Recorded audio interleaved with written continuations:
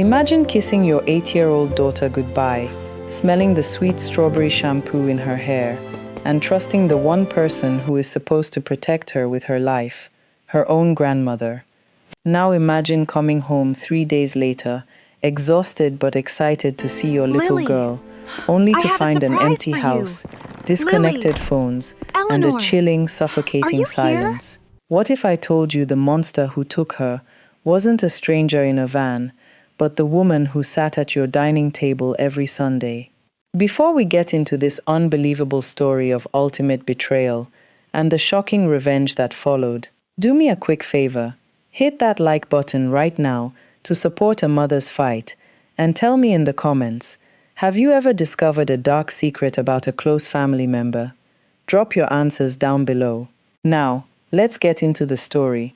They say grief doesn't just break your heart, it rewires your entire brain. When my husband, David, was killed in a horrific multi-car pileup on his way home from work, my world stopped spinning. I was 29 years old, a sudden widow, and the sole parent to our beautiful, bright-eyed daughter, Lily. Lily was only 6 at the time of the accident, and she was the exact image of her father. She had his messy curls, his infectious, loud laugh, and his impossibly kind heart. In the dark, suffocating months that followed David's funeral, Lily was the only reason I forced myself out of bed every morning. I had to survive for her. David and I had poured our life savings into a small wholesale bakery. We supplied fresh bread and pastries to local cafes in our city. Without David, running the business felt like dragging a boulder up a mountain, but letting it fail wasn't an option. It was our legacy. It was Lily's future. So, I worked grueling hours, waking up at 3 in the morning to bake, managing the books in the afternoon, and trying to be the perfect, present mother for Lily in the evenings. I thought I was holding everything together. I thought the worst thing that could ever happen to our family had already happened. I was dead wrong. The lingering shadow over my fragile new life was my mother-in-law, Eleanor. Eleanor was a woman who lived for appearances. She wore designer clothes she couldn't afford, drove a car that was perpetually on the verge of being repossessed, and constantly boasted to her friends at the country club about the wealth she didn't actually have. When David died, she played the part of the grieving, tragic mother beautifully, soaking up the sympathy of our extended family. But behind closed doors, she was a completely different person. She was a leech. Over the course of 2 years, Eleanor's demands became increasingly aggressive. She would drop by the bakery unannounced, demanding loans to cover her rent or her exorbitant medical bills. Out of respect and love for my late husband, I gave her what I could. I wanted Lily to have a relationship with her grandmother. I wanted to keep whatever was left of David's family intact. What I didn't know, what nobody knew, was that Eleanor didn't have medical bills. She had a gambling addiction that had spiraled completely out of control.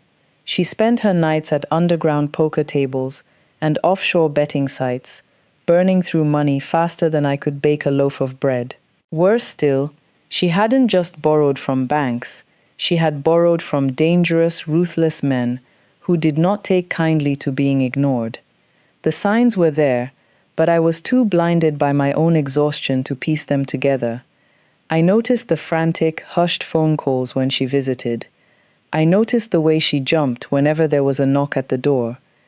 I even noticed a bruise on her wrist once, which she quickly covered up, blaming it on a clumsy fall. I brushed it all off. I had a business to run and a grieving child to raise. The trap snapped shut during the week of the annual Regional Food and Hospitality Expo. It was a crucial 3-day event, 300 miles away. Securing just 2 new major cafe contracts at this expo would guarantee the bakery's survival for the next 5 years. I desperately needed to go, but my regular babysitter had come down with the flu. Panicking, I was about to cancel the trip entirely when Eleanor swooped in like a guardian angel. "Don't be ridiculous, Maya," she had said, waving her manicured hand dismissively as she sat on my living room sofa. "Go to your conference.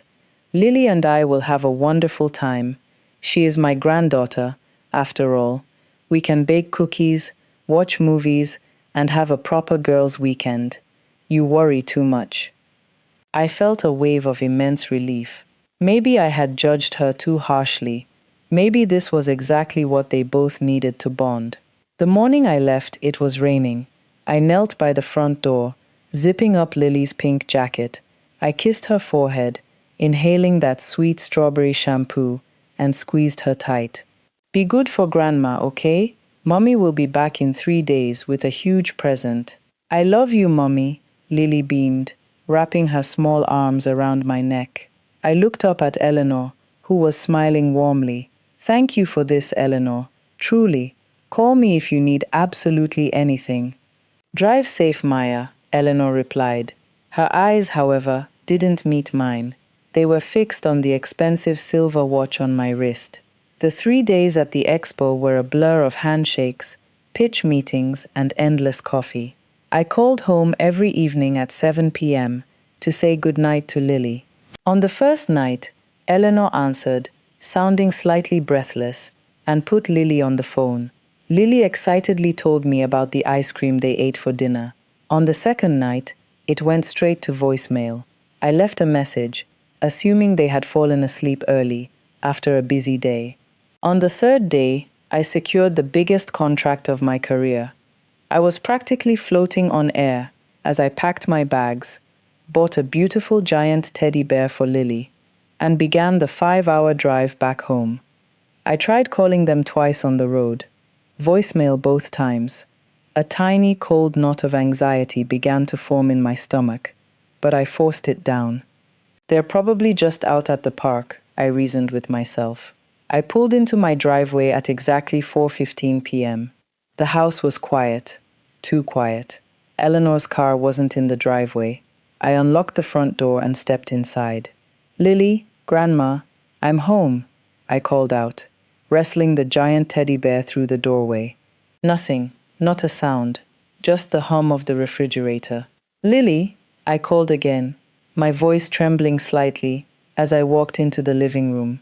The house was immaculate, which was strange for a weekend with an 8-year-old. I walked quickly down the hallway to Lily's bedroom and pushed the door open. My heart stopped. The bed was stripped bare. Her closet doors were wide open. All of her favorite clothes, her shoes, and her most cherished stuffed animals were gone. I spun around and sprinted into the guest bedroom where Eleanor had been staying. It was completely empty. Panic, sharp and metallic, flooded my throat. I pulled out my phone and dialed Eleanor's number. My hands were shaking so violently, I dropped the phone on the hardwood floor. I snatched it up and pressed the speaker button, listening to the agonizing ringing. "The number you have dialed has been disconnected or is no longer in service." I couldn't breathe. The walls of the hallway seemed to close in on me. I ran back into the kitchen, looking for a note, a clue, anything. That's when I saw it. Sitting on the kitchen counter was a single crumpled piece of paper that looked like it had been hastily pulled from a notebook. I smoothed it out with trembling fingers. The handwriting was messy, rushed, and unmistakable. It was Eleanor's. The note was incredibly brief, but the words written on it would shatter my reality and unleash a fury inside me that I didn't know I was capable of. I stared at the crumpled paper on my kitchen counter, the jagged handwriting blurring as hot tears pooled in my eyes. The note was short, ruthless, and dripping with a venom I never knew my mother-in-law possessed. "Maya, you are entirely too consumed with your bakery to be a proper mother. David would be ashamed of how much you neglect his daughter. I have taken Lily somewhere safe, where she will receive the attention and resources she actually deserves. Do not try to find us. It is already done. This is for the best." I didn't scream. I couldn't. My vocal cords were paralyzed by a cocktail of absolute terror and disbelief. My brain simply could not process the words. It is already done. What did that mean? I stumbled backward, my legs giving out, and I collapsed onto the cold linoleum floor of the kitchen. When I finally found my voice, it was a ragged, guttural sob that tore out of my throat. I grabbed my phone from the floor and dialed 911. The police arrived 20 minutes later, but those 20 minutes felt like 2 decades. Two uniformed officers stood in my living room, shifting uncomfortably as I practically hyperventilated, thrusting Eleanor's note into their hands. I expected sirens. I expected them to issue an Amber Alert immediately and lock down the state borders. Instead, I got bureaucratic apathy. "Ma'am, I understand you're upset," the older officer said, his tone infuriatingly calm. "But this is the child's grandmother. From the looks of this note, she believes she is acting in the child's best interest. Because there is no formal custody agreement restricting the grandmother, and no immediate sign of physical danger or ransom, this leans heavily toward a civil family dispute. We will file a report, but we cannot treat this as an active kidnapping until they have been missing for a longer period." "She stole my daughter," I shrieked, the walls of the house echoing my desperation. "She disconnected her phone. She packed all of her clothes. She is gone." "We will look into it, Mrs. Vance," the younger officer replied softly, closing his notepad. "But you need to wait. Wait." They wanted me to sit in an empty house and wait, while the only piece of my husband I had left was dragged away by a mad woman. I slammed the front door behind them, my vision going red.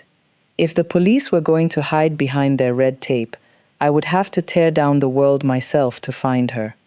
I called Sarah. Sarah was not just the head pastry chef at my bakery. She was my rock, my sounding board, and the fiercest friend I had ever known. She arrived at my house in less than 15 minutes, her apron still tied around her waist, her hands covered in flour. She took one look at my face, read the note, and immediately swung into action. There were no empty platitudes. There was only a terrifying, cold resolve. "The cops are useless with family abductions," Sarah said, pacing my living room. "My brother went through a nightmare custody battle a few years ago. We are not waiting for them. We are calling Marcus." Marcus was a former state investigator who had left the force to start his own private intelligence and investigative firm. He specialized in finding people who desperately did not want to be found. Within 2 hours, Marcus was sitting at my dining room table. He was a broad-shouldered, quiet man with piercing eyes that seemed to miss absolutely nothing. He didn't offer fake sympathy. He asked sharp, surgical questions. He took Eleanor's note, carefully placed it in a clear plastic sleeve, and opened his laptop. "People leave digital footprints, Maya," Marcus said, his voice a low, steady rumble that commanded focus. "Especially women who like to spend money. Eleanor has a car, bank accounts, credit cards, and social security. She can run, but she can't disappear, not completely." For the next 48 hours, my house became a war room. Sarah brewed endless pots of coffee and handled the bakery's crisis management, while I sat beside Marcus, watching him hack through the thick, rotting layers of my mother-in-law's secret life. What Marcus uncovered didn't just shock me, it made my blood run ice cold. Eleanor wasn't just in debt, she was drowning in it, chained to the bottom of the ocean by her own greed. Marcus gained access to her financial records and discovered a labyrinth of offshore betting accounts, VIP casino memberships, and maxed-out credit lines. But that wasn't the worst part. "She wasn't just borrowing from banks, Maya," Marcus said grimly on the second night, turning his laptop screen toward me. The screen displayed a series of encrypted messages and aggressive wire transfer demands. Eleanor had borrowed nearly $200,000 from a syndicate of predatory underground loan sharks operating out of a neighboring city. These were men who broke legs and ruined lives for a living. The messages were explicit. They had given Eleanor a final deadline of Friday, the exact day she vanished, to pay back the money, or they were going to come for her. "She ran because she was terrified for her life," Sarah whispered, her hand covering her mouth. "Yes, Marcus agreed. But running requires cash. Her accounts have been drained for months. She had exactly $34 to her name as of last week. Yet, yesterday morning, a wire transfer of $250,000 hit a newly opened offshore account in her name. The silence in the room was deafening. My heart hammered against my ribs like a trapped bird. Where did she get $250,000? I asked, my voice barely a whisper. Marcos didn't look at me. He typed furiously for another 10 minutes, tracing the routing numbers, cross-referencing IP addresses, and pulling public records from a state registry 200 miles away. When he finally stopped, his face was ashen. Maya, he started, his voice uncharacteristically gentle. I need you to breathe, and I need you to listen to me very carefully. He pulled up a dossier on his screen.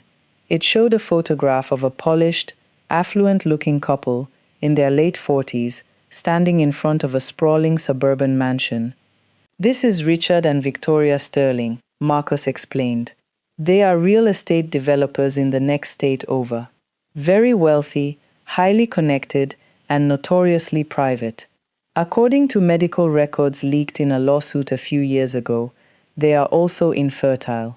They have been trying to adopt a child for over a decade, but due to a previous criminal charge on Richard's record for corporate fraud, they have been repeatedly denied by every legitimate adoption agency in the country. I stared at the smiling faces of the couple on the screen. A dark, suffocating wave of nausea washed over me. What does this have to do with Eleanor? The wire transfer didn't come from a casino or a bank loan, Marcus said softly. It came from an LLC, owned by the Sterlings. Maya, Eleanor didn't just take Lily to hide from her creditors. She sold her. The room spun. The floor seemed to drop completely out from under me.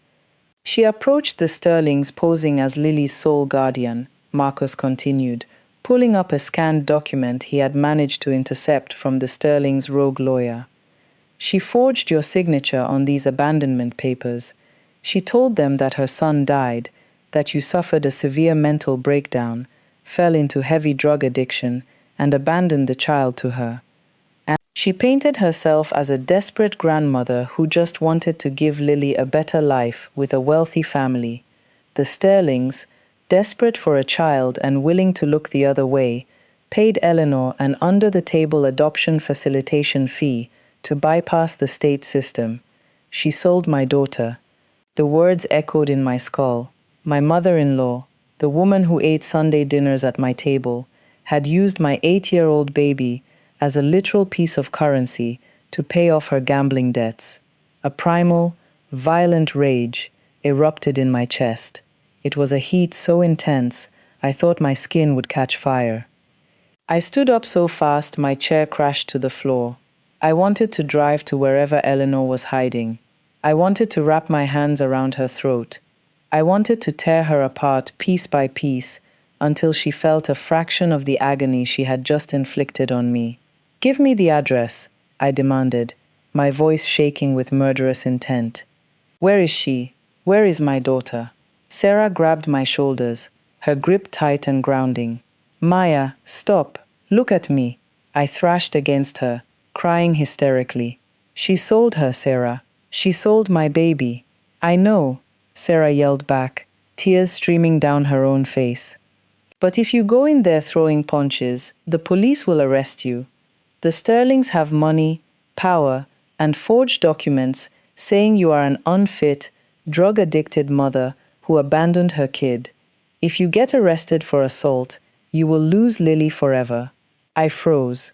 Sarah's words piercing through my blind rage. She was right. Violence would only hand Eleanor the ultimate victory. We don't just want her back, Maya, Marcus said, standing up and handing me the stack of forged documents. We want Eleanor in a prison cell for the rest of her natural life. We want the Sterlings exposed for child trafficking.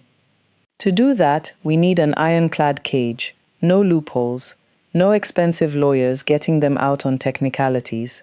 I looked down at the forged signature on the paper. My hands stopped shaking.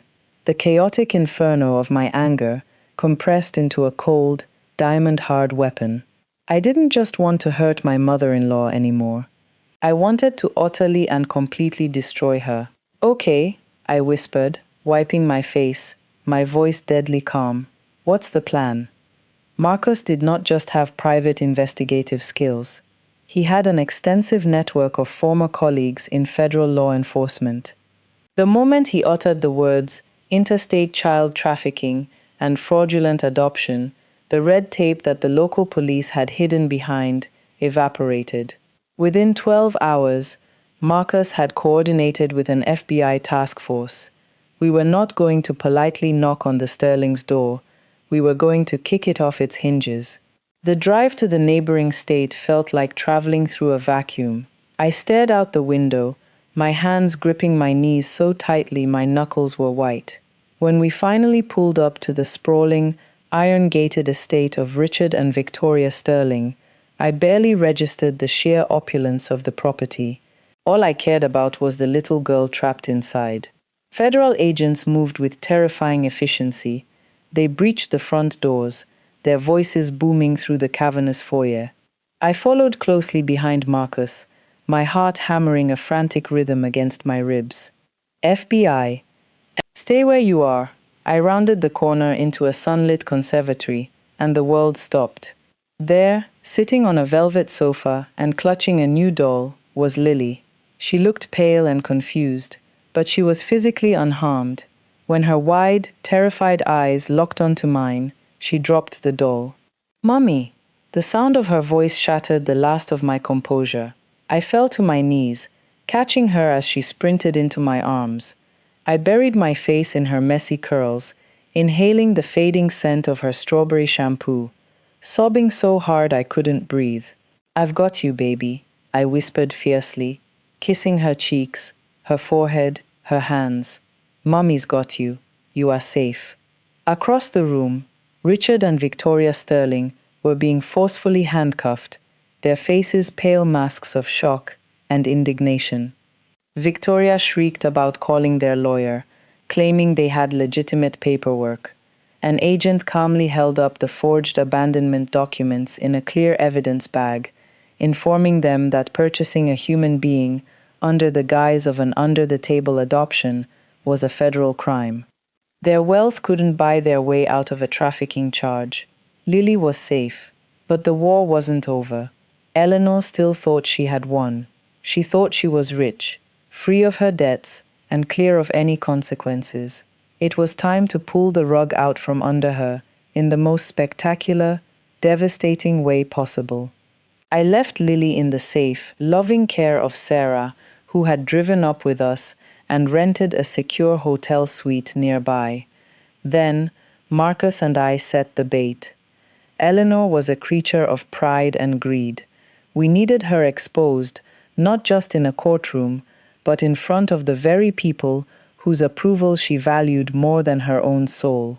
Marcus hacked into Eleanor's email and sent a highly convincing encrypted message disguised as correspondence from the Sterling's rogue attorney.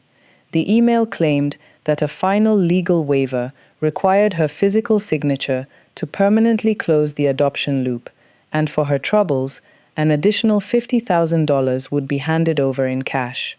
To ensure maximum visibility, we arranged for this meeting to take place in a private banquet room at the very country club where Eleanor reigned supreme. Furthermore, I personally called every single member of David's extended family, the aunts, uncles, and cousins, who had always viewed me as a mere baker who wasn't good enough for their bloodline. I invited them to the club under the guise of a memorial luncheon to honor David, claiming I had an important announcement about his life insurance and the bakery's future. On Saturday afternoon, the banquet room was packed. The crystal chandeliers gleamed, champagne flutes clinked, and the extended family murmured in hushed, polite tones. I stood near the podium, dressed in a sharp black suit, my expression unreadable. At exactly 1:00 p.m., the mahogany doors swung open, and Eleanor walked in. She was wearing a brand new designer dress, a glittering diamond necklace, and an aura of arrogant invincibility. She clearly expected to find the Sterling's lawyer waiting in a private corner. Instead, she found the entire congregation of her family, and me, standing at the front of the room. For a fraction of a second, her smile faltered, but she quickly recovered, pasting on a look of fake, maternal concern as she sashayed toward me. "Maya, darling," she cooed loudly, ensuring her friends and family could hear. "What a surprise. I thought you were still away on your little business trip.